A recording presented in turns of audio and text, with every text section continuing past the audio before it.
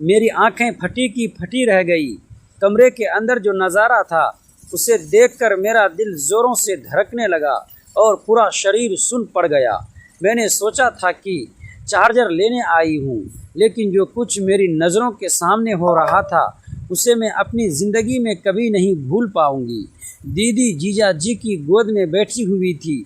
उनकी साड़ी थोड़ी अस्त व्यस्त हो चुकी थी और जीजा जी की शर्ट भी उनके जिस्म पर आधी खुली हुई थी। जीजा जी दीदी को अपनी मजबूत बाहों में कसकर जकड़े हुए थे।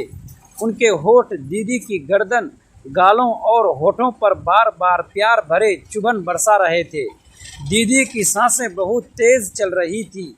उनके मुंह से हल्की हल्की आहें निकल रही थी, जैसे सालों की दूरी एक पल में पूरी हो रही हो। मैं दरवाजे पर खड़ी खड़ी कांप रही थी। शर्म से मेरा चेहरा लाल हो गया था। मेरे पैर हिल भी नहीं रहे थे। भागना चाहिए था, लेकिन एक अजीब सी हैरानी और घबराहट ने मुझे जकड़ दिया था। दोस्तों, बहुत ही रोमांचक कहानी है, पूरा सुनिएगा ज़रूर। दोस्तों, वीडियो में आगे बढ़ने से पहले एक छोटा सा रिक्वेस्ट है कि वीडियो को लाइक और हमारे चैनल को सब्सक्राइब ज़रूर कीजिएगा और प्यारा सा कमेंट भी ज़रूर कर दीजिएगा। दोस्तों, चलते हैं आज की कहानी की तरफ। जीजा जी ने दीदी को बहुत प्यार से पलंग पर लेटा दिया। दीदी की आंखें बंद थीं। उनका चेहरा शर्म, प्यार और एक गहरी चाहत से लाल हो रहा था। जीजा जी ने दीदी को और करीब खींचा। दोनों एक दूसरे में ऐसे खो चुके थे कि आसपास की दुनिया जैसे गायब हो गई थी। आरती, एक हफ्ता पूरा 7 दिन तुम्हारे बिना कैसे कट गए, तुम्हें अंदाज़ा भी नहीं। जीजा जी ने दीदी की गर्दन में अपना चेहरा छुपाते हुए गहरी आवाज़ में कहा। उनकी आवाज़ में वह भूख साफ झलक रही थी जो दीदी के बिना उन्हें तड़पा रही थी। दीदी ने अपनी आंखें धीरे से खोली। उन्होंने जीजा जी के बालों में उंगलियां फिराई और बहुत प्यार से बोली, मुझे भी बहुत याद आई थी आपकी। हर रात अकेले बिस्तर पर लेटकर मैं सिर्फ आपको याद करती थी।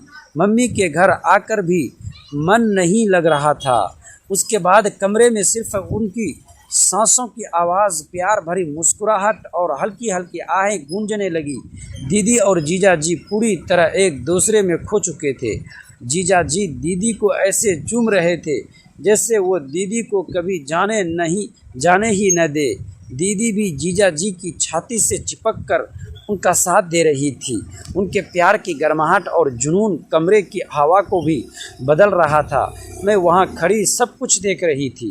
मेरे मन में कई भाव एक साथ उमड़ रहे थे, शर्म, हैरानी और एक अजीब सी खुशी की मेरी दीदी इतनी प्यारी और चाही जाने वाली है। शादी के 1 साल बाद भी उनका रिश्ता कितना गहरा, कितना जुनूनी और कितना मजबूत है। कुछ पल बाद मुझे अचानक होश आया। अगर मैं और देर तक यहाँ खड़ी रही तो कहीं दीदी या जीजा जी की नज़र मुझ पर पड़ गई तो बहुत बुरा हो जाएगा। मैंने बहुत धीरे धीरे पीछे हटना शुरू किया। दरवाज़ा आधा बंद करके मैं चुपचाप अपने कमरे की तरफ भागी। मेरे पैर कांप रहे थे, दिल की धड़कन अभी भी तेज़ थी। अपने कमरे में आकर मैं बिस्तर पर लेट गई। आंखें बंद करके भी बार बार वही नज़ारा आंखों के सामने घूम रहा था। दीदी की मुस्कान, जीजा जी की मजबूत बाहें, दोनों का वो गहरा प्यार, सब कुछ याद आ रहा था। मैं सोच रही थी कि शादी का मतलब यही होता है, एक दूसरे के बिना अधूरा महसूस करना। लगभग आधे घंटे बाद मुझे बाहर हल्की सी आवाज़ सुनाई दी। दीदी वापस टीवी रूम की तरफ जा रही थी। मैंने तुरंत आंखें बंद कर ली और सोने का नाटक किया। दीदी मेरे कमरे के दरवाजे पर आई। उन्होंने अंदर झांका, फिर धीरे से अंदर आकर मेरे सिर पर प्यार से हाथ फेरा और फुसफुसाकर बोली, सो गई मेरी छोटी? अच्छा है, कल सुबह बात करेंगे। मैंने कुछ जवाब नहीं दिया। दीदी वापस चली गई। अगली सुबह सूरज की पहली किरणें कमरे में घूम रही थी। मैं उठी तो सब कुछ सामान्य लग रहा था। दीदी किचन में मम्मी के साथ चाय और नाश्ता बना रही थी। उनकी साड़ी बिल्कुल ठीक थी, बाल संवरे हुए थे, लेकिन उनके चेहरे पर एक नई चमक थी। जीजा जी बाहर बैठे अखबार पढ़ रहे थे। जब दीदी जीजा जी को चाय देने गई तो जीजा जी ने बहुत प्यार से उनकी कमर को छुआ और कुछ फुसफुसाया। दीदी शर्मा कर मुस्कुराई और चारों तरफ देखकर जीजा जी को हल्का सा धक्का दिया। दोनों की नज़रें मिली और एक पल के लिए वही रात वाली चमक लौट आई। मैं दूर से सब देख रही थी। अब मुझे पूरा यकीन हो गया था कि जीजा जी बिना दीदी के एक पल भी नहीं रह सकते। उनका प्यार सच में अनोखा, गहरा और जुनूनी है। शादी के बाद भी वो एक दूसरे के लिए इतने ही दीवाने हैं जितने पहले थे। लेकिन अब सवाल ये था कि मैंने जो कुछ देख लिया उसे मैं अपने तक ही रख पाऊंगी या नहीं। क्या दीदी को कभी पता चलेगा कि उनकी छोटी बहन रात में सब देख चुकी है? मैं दरवाजे पर ही जर होकर खड़ी रह गई। ऐसा लगा जैसे समय अचानक थम गया हो।